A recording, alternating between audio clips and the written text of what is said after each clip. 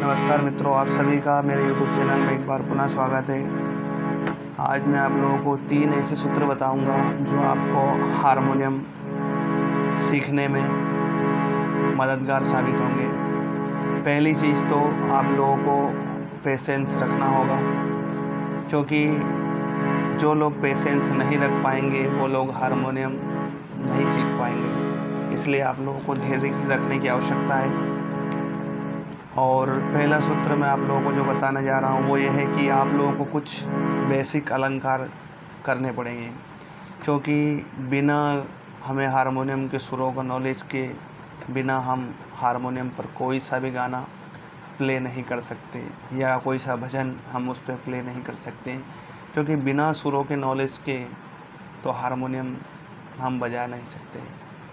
इसलिए हमें कुछ अलंकार, जैसे कि एग्जाम्पल के लिए बिलावल थाट का हम देखें तो सा रे ग म प ध नि सा नि ध प म ग रे सा, ये पहला अलंकार। फिर हम सा रे ग ग म प प ध नि सा नि ध प प म ग रे सा।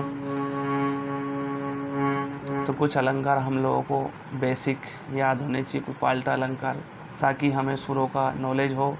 उसके बाद जो नेक्स्ट स्टेप जो आप लोगों को बता रहा हूँ, सेकंड सूत्र, वो ये है कि हमें 10 थॉटों का ज्ञान होना आवश्यक है। जो 10 थाट है उनमें इसलिए बता रहा हूँ आप लोगों को, क्योंकि जो 10 थाट है उन्हीं से मिलकर हमारा सॉन्ग, गीत, भजन कंप्लीट होता है। क्योंकि 10 थाटों में कोमल और तीव्र स्वर का कॉम्बिनेशन होता है। जैसे कि एग्जाम्पल के लिए भैरवी थाट ले लेते हैं, सा रे ग म प ध नि सा नि ध प म ग रे सा। अब इसमें ये 4 स्वर जो हैं हमारे कोमल यूज हुए हैं।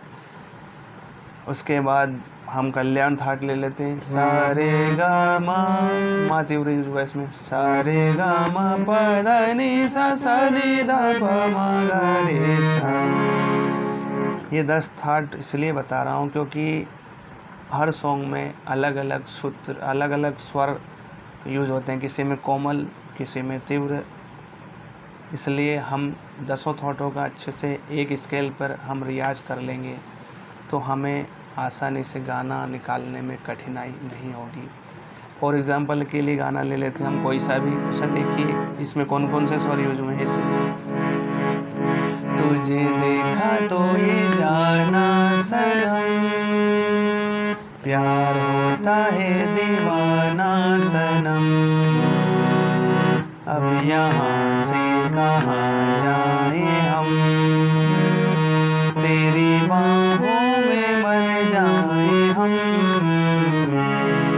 अब देखिए इसमें गा कोमल का यूज हुआ है और इधर नी का भी इसमें यूज हुआ है, और इधर धा नी,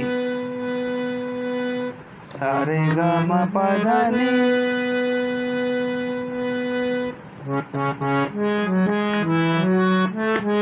अब ये आशावरी थाट के अंतर्गत आता है।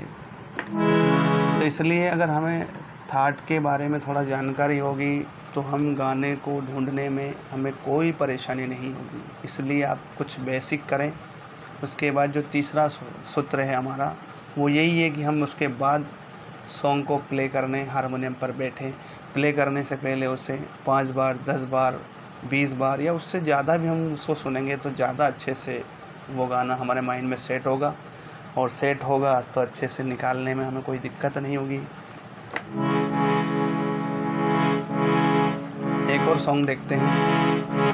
पूछो जरा पूछो मुझे क्या हुआ है, कैसी बेकरारी है, ये कैसा नशा है, तुमसे दिल लगाने की सजा है, राजा जी तुमसे दिल लगाने की सजा है। अब ये सॉन्ग देखिए, इसमें रे शुद्ध का यूज भी हुआ, रे कोमल का भी हुआ, लेकिन मुझे स्वरों का ज्ञान था इस कारण से मैं इसे प्ले आसानी से कर पाया। अगर आप लोग बिगिनर हैं तो आप लोगों को तो ढूंढने में काफ़ी सारी परेशानी इसमें आएगी। तो इसलिए आप लोगों को पहले कुछ समय के लिए आप लोगों को बेसिक अलंकार करने पड़ेंगे और आप दसों थाटों को और बेसिक अलंकार को कम से कम 1 महीना, 2 महीना, 3 महीना, 4 महीना आप इनका अच्छे से रियाज करें, तब जाकर हारमोनियम पर आप सॉन्ग निकाल पाएंगे।